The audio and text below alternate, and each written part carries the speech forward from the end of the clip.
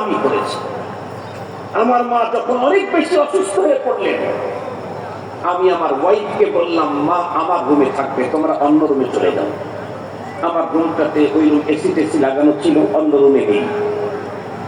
উনি আমাকে, আমার ওয়াইফ আমাকে বলতেছে যে আপনি তো সারা রাত বয়ান করে আসেন, আপনার তো কষ্ট হবে, আমি আমার মেয়েকে নিয়ে থাকি। আমি বললাম না, রব তো অর্ডার করেছেন আমাকে, ওয়াবিল ওয়ালিদাইনি ইহসান।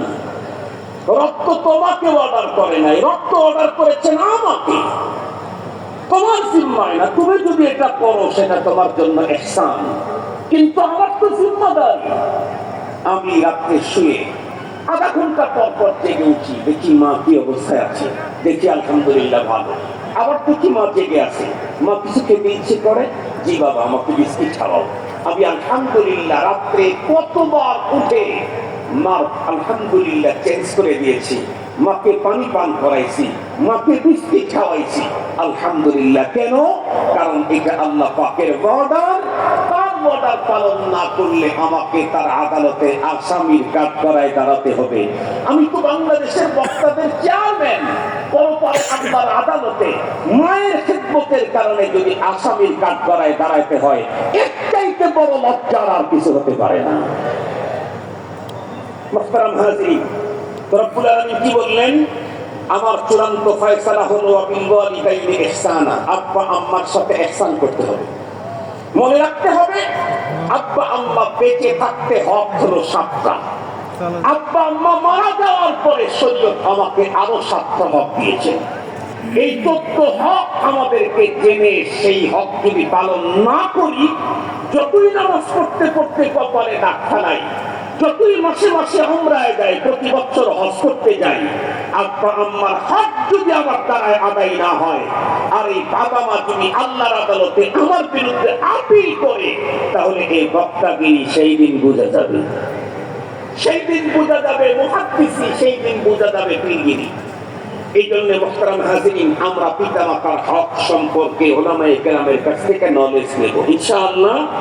এরপরে আল্লাহ তাআলা বলেন, إما يبلغن عندك الكبر أحدهما أو كلاهما فلا تقل لهما أف ولا تنهرهما وقل لهما قولا كريما। কোরআনে পাকের নির্দেশ, চূড়ান্ত ফয়সালা রব্বুল আলামিনের। নামাজ পড়ি, রোজা রাখি, হজ করি, হুজুরকে হাতিয়ে দেই, ভালো কথা, কিন্তু কোরআনের নির্দেশনাও কি মানছি আমরা? যদি না মেনে থাকি, এখন থেকেই রেডি হয়ে থাকতে হবে, মানতে হবে, না হয় আল্লাহর আদালতে আসামি হয়ে যেতে হবে। قضى ربك ألا تعبدوا إلا إياه وبالوالدين إحسانا إما يبلغن عندك الكبر।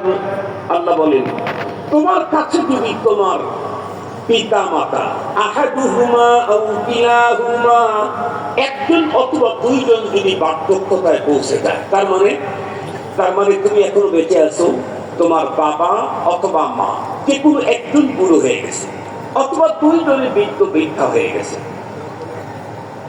তুমি এখনো বেঁচে আছো, তাহলে কি করতে হবে? ফালা তাকুল্লাহুমা উফফি ওয়ালা তানহারহুমা। আল্লাহ বলেন, পার্থক্যজনিত কারণে তোমার বাবা তোমার সাথে সুসুন্দর শালীন আচরণ করতে পারবে না। পার্থক্যজনিত কারণে মেজাজ খিটখিটে হয়ে যাবে। ছোট্টবেলায় মানুষ যেমন ছিল, বেশি বয়স হওয়ার কারণে আবার ওই রকম হয়। নুআম্মিরহু নুনাক্কিসু ফিল খালক।